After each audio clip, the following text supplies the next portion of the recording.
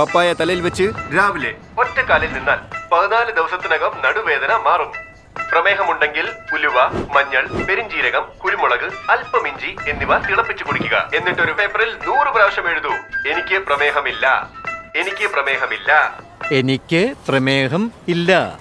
Good morning. അല്ല മുരളി, ചോട്ടൊന്ന് ലീവിലാണോ? ഞാൻ വിചാരിച്ചു ഇന്ന് നിങ്ങളെ വന്നൊന്ന് കാണാമെന്ന്. അതെയോ?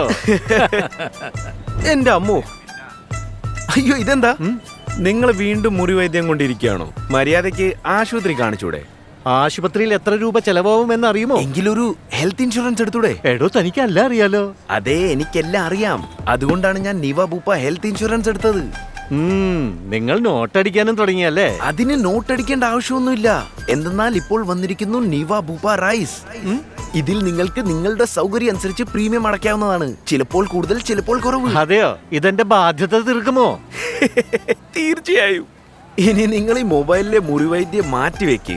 എന്നിട്ട് എത്ര പ്രാവശ്യം വേണമെങ്കിലും ഡോക്ടറെ കാണിക്ക്. അതെ, അതും കടയിൽ ഇരുന്നു കൊണ്ട് തന്നെ. ശരി, നീ പറയുന്നത് സമ്മതിച്ചു. പോളിസിയും വാങ്ങി. പക്ഷെ പ്രീമിയത്തിന്റെ ചെലവുണ്ടാവൂലോ? ഇതിലെവിടെയാണ് ചെലവ്? ഇതിൽ മൊത്തം തിരിച്ചു കിട്ടുന്നതല്ലേ? അതെങ്ങനെ? നോക്കൂ, നിങ്ങളുടെ പ്രീമിയം 12,000 എന്ന് വിചാരിക്കുക. അതിൽ 6,000 ഉടനെ സെപ്പറേറ്റ് കവറേജായി തിരിച്ചു ലഭിക്കുന്നു. അത് പിന്നെ ഇങ്ങനെ കൂടിക്കൊണ്ടിരിക്കും. ശരി, നിങ്ങൾ നിവ ബൂപ്പ റൈസ് വാങ്ങിയല്ലോ. നിങ്ങൾക്ക് എന്ത് ലഭിച്ചു?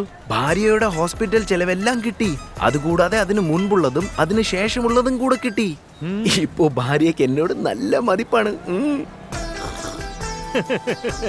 അപ്പോൾ മുരളി, നിങ്ങളും ചെയ്യുകയാണല്ലോ റൈസ്. ഞാൻ മാത്രമല്ല, നിവ ബൂപ്പയ്ക്കൊപ്പം മുഴുവൻ ഇന്ത്യയും ചെയ്യും റൈസ്. ജീവിതത്തെ ക്ലെയിം ചെയ്യൂ. ഞാനും ജീവിതത്തെ ക്ലെയിം ചെയ്യുന്നു. പിന്നെ ഞാനും.